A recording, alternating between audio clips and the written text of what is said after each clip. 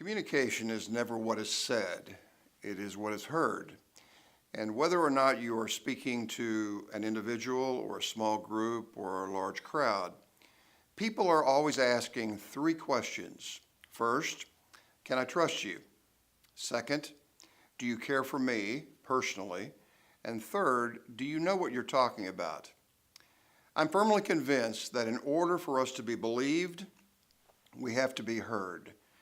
The question then is, how are you really heard? How do you talk so that people will really listen? I am also convinced that the answer to the questions of trust, care, and knowledge can be wrapped up in 90% of what we do, which is nonverbal communication. It's the spirit or the mood that we project when we communicate with one another. It's not just the words that we say, it's the message behind the words. Aristotle believed this. If you've taken any speech communication class in college or even in high school, you've been taught about the word persuasion. And Aristotle, many, many years ago, said there are three ingredients in how you persuade someone. First, you have to have ethos, which is an English word. We come from that term meaning ethic or character, who you really are deep down. The second thing you have to have is not only ethos, you have to have pathos. You have to truly care about the other individual. So not only is there a character issue involved, but there's a compassion issue involved. Do you care for me personally? And third, and notice the order of all of this, he said, then and finally, and only then, do you have logos or content. The word is literally what it meant.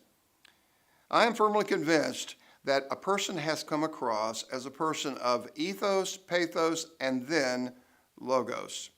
Why is that true? The old adage that we've heard many times, people don't care how much you know till they know how much you care, is absolutely spot on. And the reason is because people go through presentation fatigue all the time. It sounds scripted, it sounds canned, but really out of the heart comes the issues of life. And that's why, do you pass the smell test? Are you a person of character first, then compassion, and finally, I'll buy your content if you pass the first two barriers? What's that really talking about?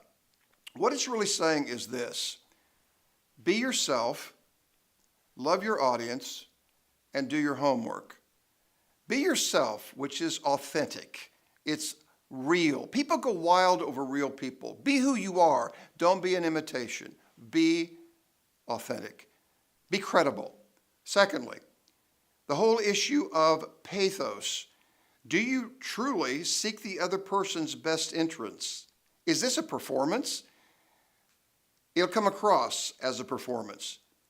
But if you are really out of yourself, meaning you're more audience-centered than you are message-centered, people sense you really want them to believe what you're saying.